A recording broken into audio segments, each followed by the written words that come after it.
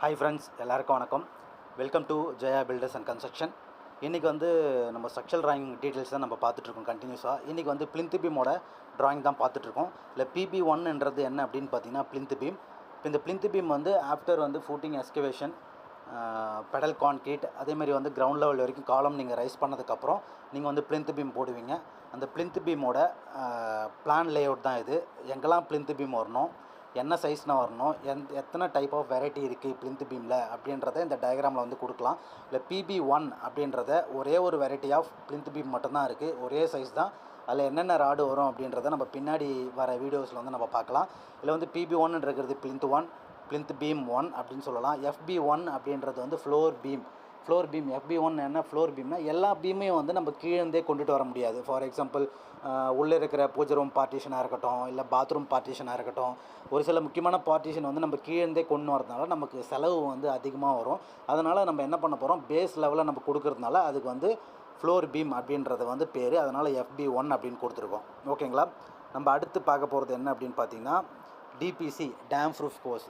After plinth beam போட்டதுக்கப்புறம் நீங்கள் பிரிக் work வந்து பிளான் பண்ணுவீங்க. பேஸோட ஹைட்டை வந்து டிசைட் பண்ணுவீங்க. கிரவுண்ட் லெவல்லேருந்து 2 ஃபீட் 3 ஃபீட் அந்த மாதிரி. அதுக்கப்புறம் வந்து பிரிக் ஒர்க் முடிஞ்சதுக்கப்புறம் நம்ம DPC அப்படின்னு ஒன்று போடுவோம், டேம் ப்ரூஃப் கோர்ஸ் அப்படின்றது. இது என்ன பர்பஸ்க்காக போடுறோம் அப்படின்னு பார்த்தீங்கன்னா, நம்ம வந்து வீட்டை சுற்றி தண்ணி தேங்கும் போது மழை டைமில் வந்து கேபிலரி ரியாக்ஷன் மூலமாக தண்ணி வாட்டர் மேலே ஏறாமல் இருக்கிறதுக்கும் அதை தடுக்கிறதுக்கும் இந்த DPC பீம் வந்து கம்பல்சரி நீங்கள் போட்டாக்கணும். இது பீமாக போடணுன்னு அவசியம் கிடையாது. நீங்கள் சில் லெவலில் பீம் போடுறீங்களா அந்த மாதிரியும் வந்து கம்பி கட்டியும் போடலாம். இல்லை ரிங் மேக் பண்ணி ராடு 4 கார்னர்லேயே ராடு போட்டு நீங்கள் பண்ணலாம். எது பெஸ்ட் அப்படின்னு பார்த்தீங்கன்னா ஒரு பீம் மாதிரியே போகிறது வந்து உங்களுக்கு ரொம்பவே பெஸ்ட்டு. அடுத்து இன்னொன்று என்ன அப்படின்னு பார்த்தீங்கன்னா லிண்டல் பீமில் வந்து 2 விதமான லிண்டல் போடுவோம். ஒன்று வந்து 9 இன்ச் வாலுக்கு மேலே ஒரு லிண்டல் ஒன்று போடுவோம். அப்புறம் வந்து 4.5 இன்ச் வாலுக்கு மேலே ஒரு லிண்டல் ஒன்று போடுவோம். அதிலே வந்து ஒரு சிலவங்க என்ன பண்ணுறாங்க, இந்த 4.5 இன்ச் வாலுக்கு மேலேயே வந்து முக்கா பீமை வந்து போட்டுறதுனால அவங்க வீட்டுக்குள்ளே வந்து ஆப்சைட் தெரியும்.